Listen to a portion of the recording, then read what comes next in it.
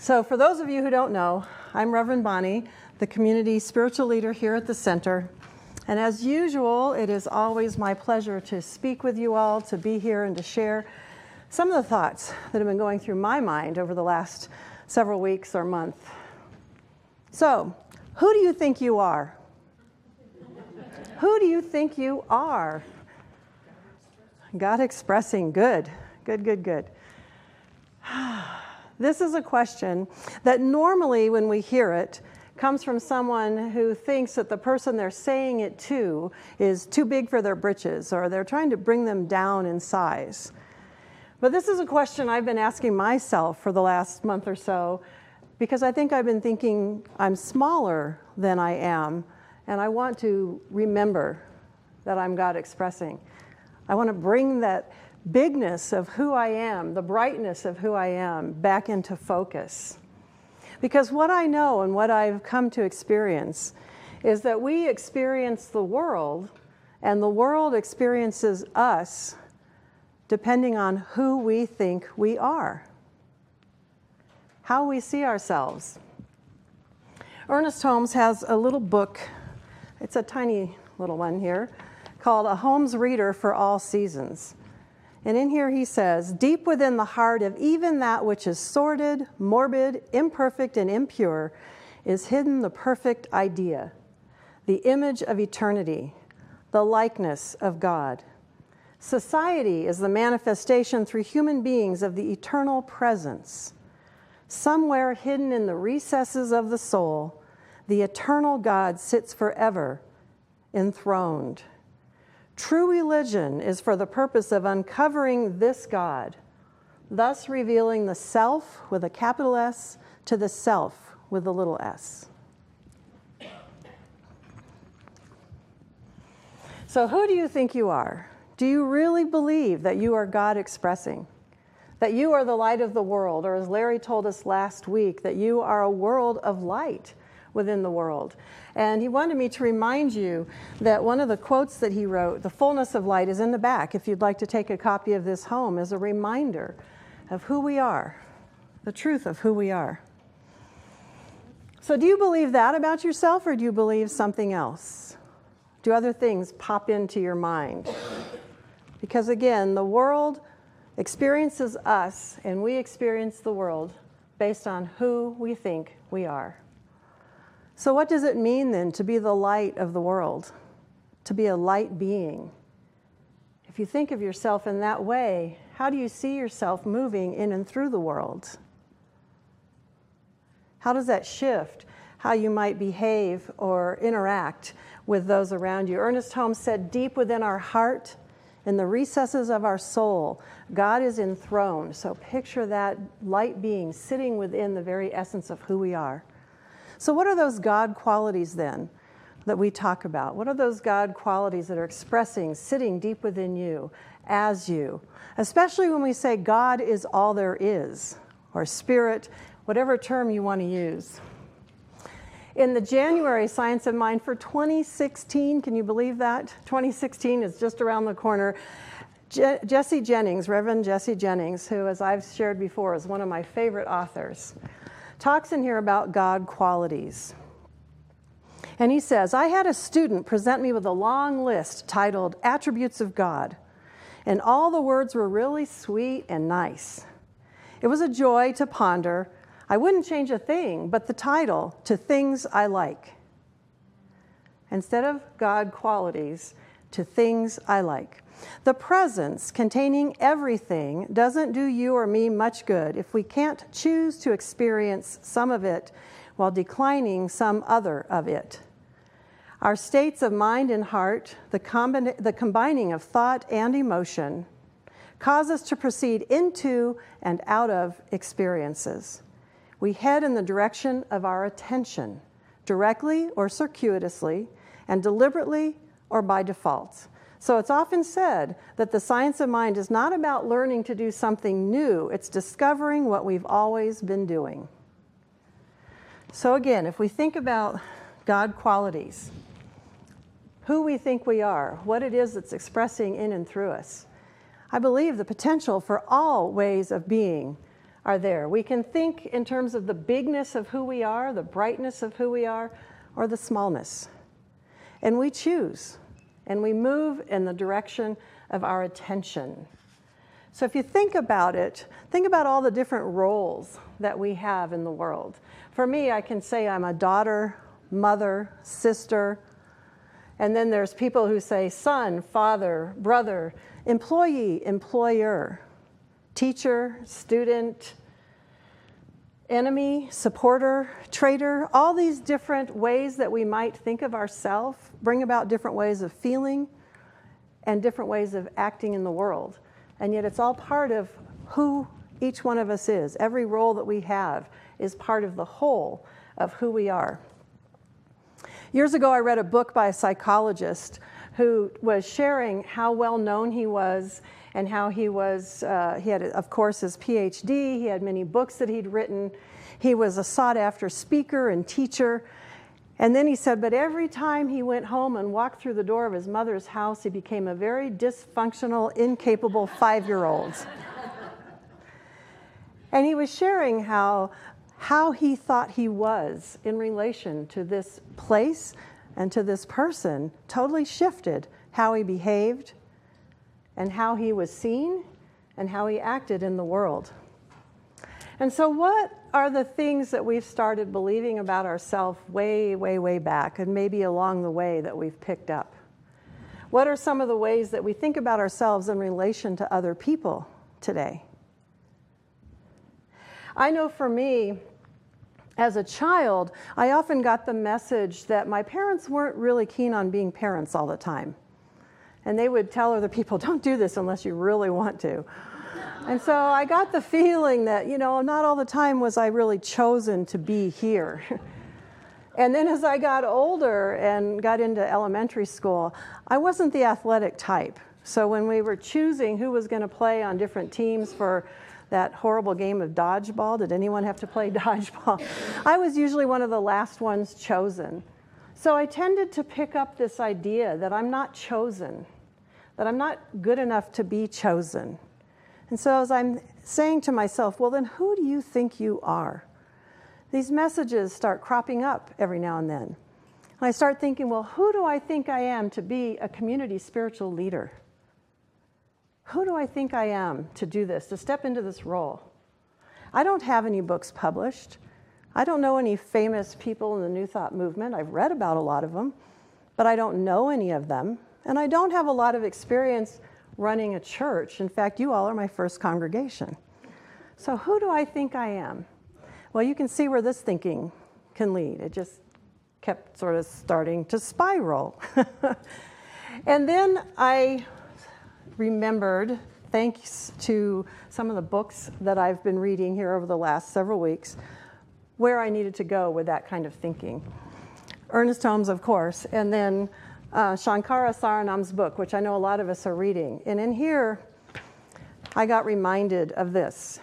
To learn non-attachment to the results of your actions, begin by looking within and distinguishing universal aspects of your being, the sense of self, your spark of awareness, the planet you inhabit. Looking within gives you an intuitive knowledge of your inherent oneness with humanity. Looking outside yourself may only give you information about your separateness from others, thereby heightening a narrow investment in outcomes. And then he says, second, after taking any action, model yourself on your chosen ideal of God or spiritual perfection, and proceed to interpret the event through the lens of your expanded identity. Your expanded identity. Who do we think we are? Who do we think we are as we look out on the world? So I know that, like he said, as we compare ourselves out there, as I compare myself, say, to Mother Teresa's, the Wayne Dyers, the Emma Curtis Hopkins, the Gandhis, the Martin Luther Kings, I can feel myself start to shrink and shrink and shrink.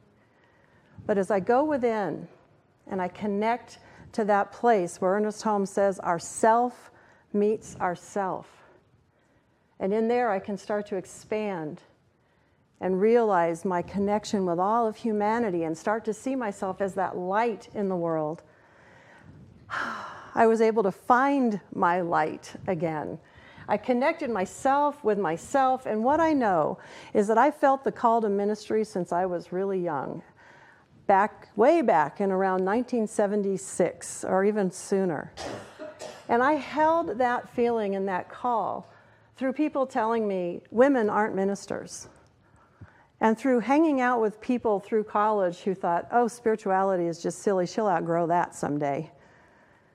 I kept holding on to that vision and that feeling of this is who I am. This is how my light wants to express in the world. And so what I know now is that I'm exactly where I need to be right now.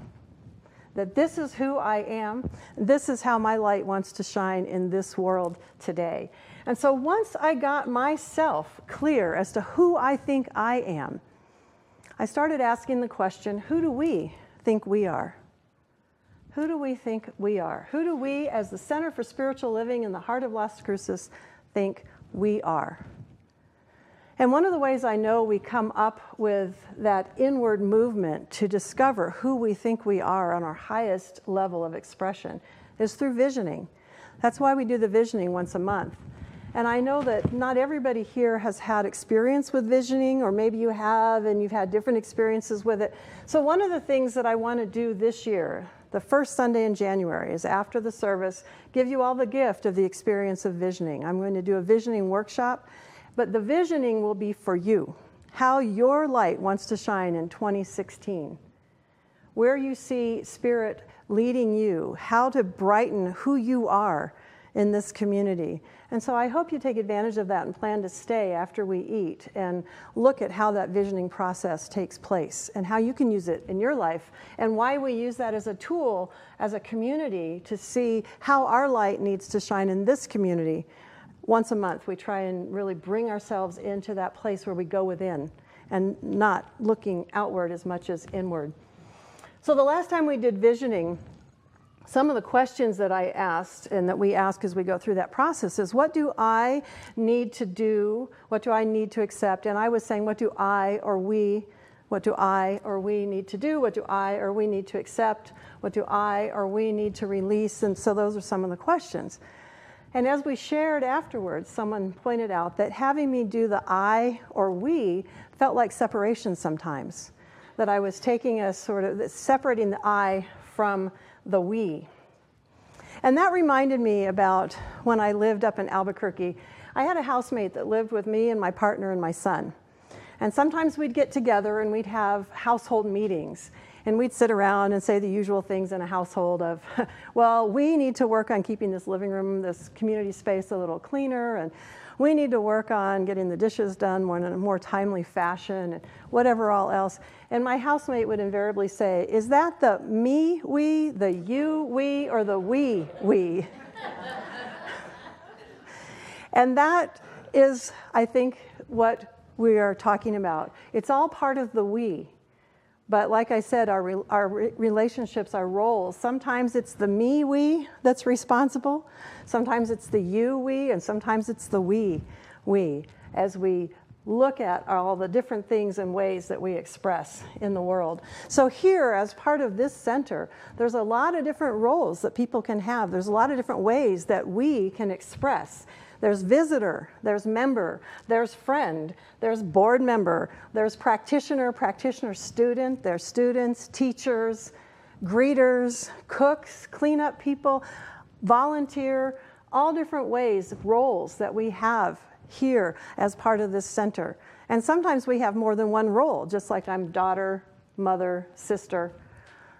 And so we express as the I, we, or the me, we, and the we as a whole, as a community, in all of these different ways, because I do believe it's all part of the one.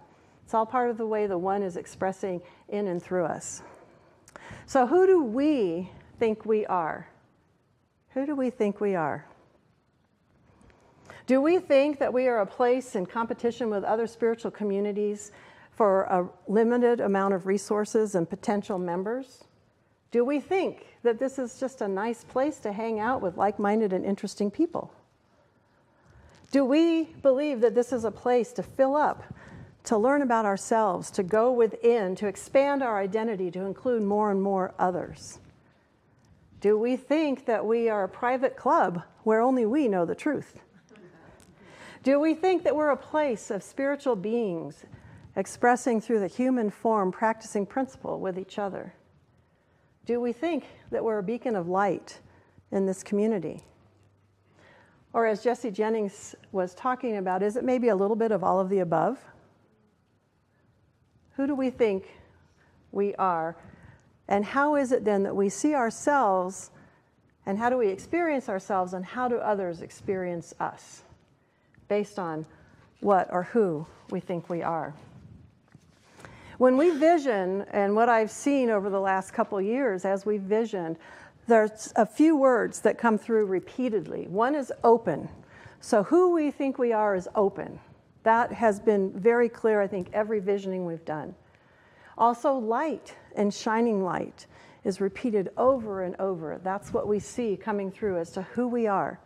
We see ourselves teeming with uplifting, life-enriching experiences and opportunities for growth.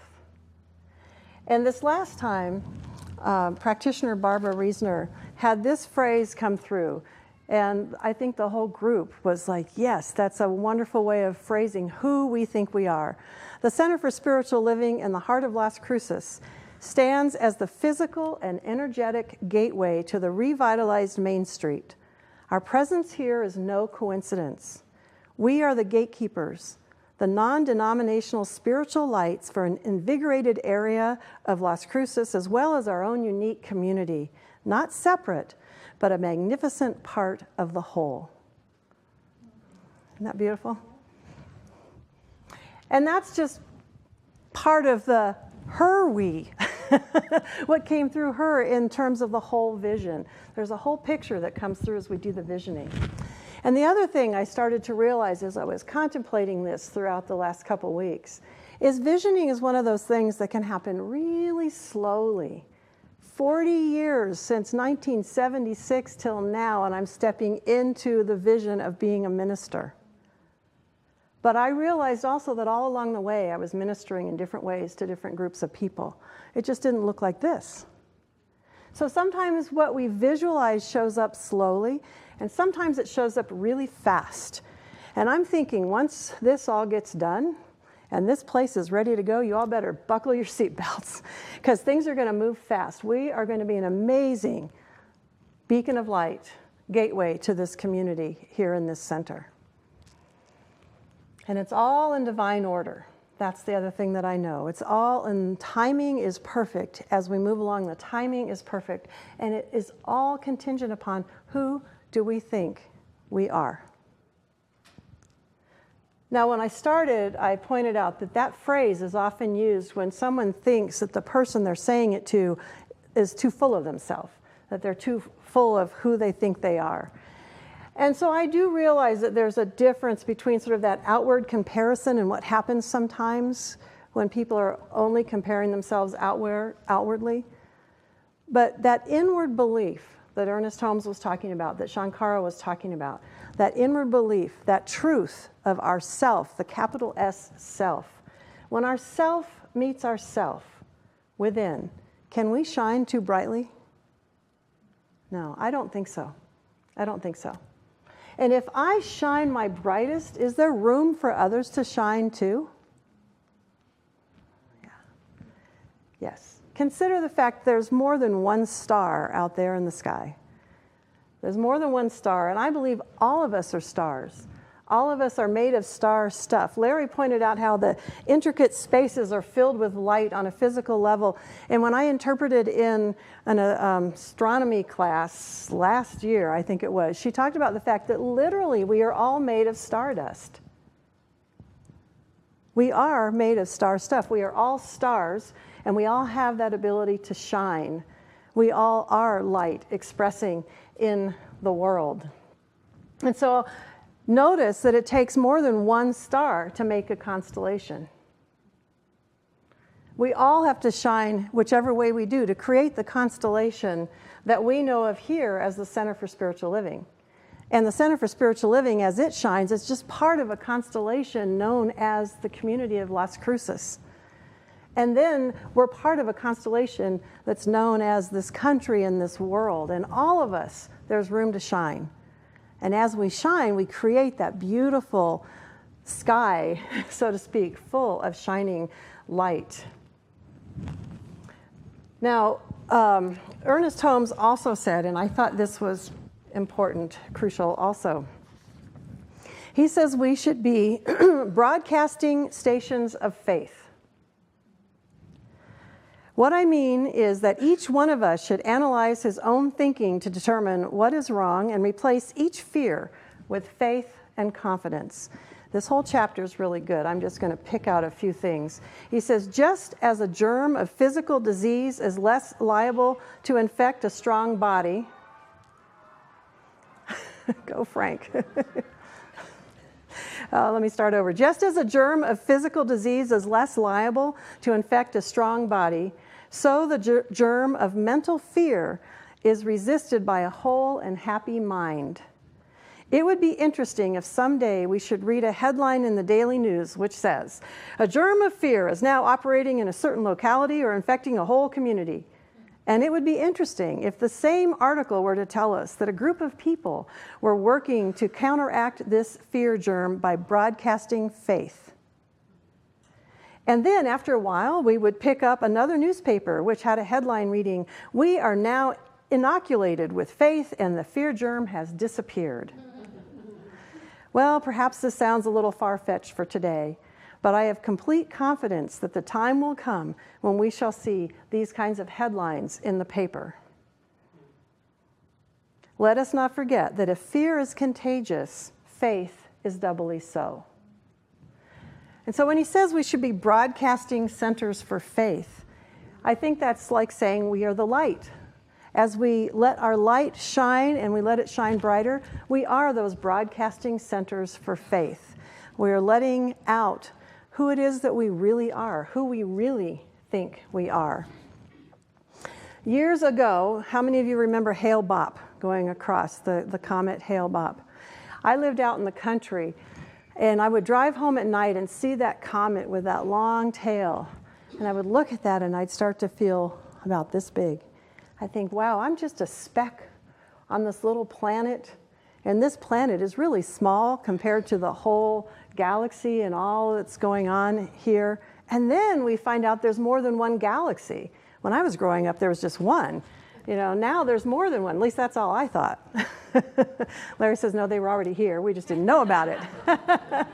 There's so many. So as I started seeing that, as I saw that comet going, as I started looking at that and considering where I was, I started feeling smaller and smaller. And I think, who do I think I am to be worried about this and that and think that my life is so important? And I would start to feel almost depressed, going, what am I doing?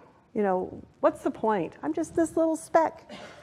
And then I would think about one of my favorite childhood stories, our favorite author, Dr. Seuss, with Horton Hears a Who. Anyone remember Horton? He's an elephant, and he carried around that little puffball that looked like a dandelion. And on there, he could hear something. And on there was a whole community, Whoville, and he could hear all those little whoos. And one of the things he said is, a person's a person no matter how small. And what I got from that book when I was a kid, I kept picturing us on the earth being carried around by something bigger than us that could hear us when we were yelling for help. That we were like all those little Whoville people. And yet we were significant. We were important. That's what Horton was telling us through that story. And that's why I think, depending on which way we look, if we think about what Jesse Jennings was saying, it's all part of the whole. It's all God expressing. Which way are we going to pay attention? As our small self or as our significant big self? Where do we want to put our attention? And I think at this time of year, with the holidays coming and all of the things around us, the media. We watch a lot of I'm telling a secret, we watch a lot of those Hallmark movies that have those happy endings. Everything has a happy ending. Every family is perfect. Every person who falls in love with someone gets that person in the end. And you start to wonder, if you compare yourself out there with what's being shown, you could start to feel like an orphan. You could feel abandoned. You could feel alone. You could start to feel homeless or forgotten or separate or like a fading star. And so I invite you this holiday season and for the rest of your life, if you start to feel those things, go within. Go within to that place where yourself meets yourself. Allow yourself to recognize who you really are. And as you connect in with that light, with the fact that you are a light being, you are God expressing in this world a piece of the whole, you can ask yourself, who do I really think I am? And where can I take this light and shine it? Where can I be of service with this light that I am? And as you ask yourself those questions, you get to start to recognize that I am a giver.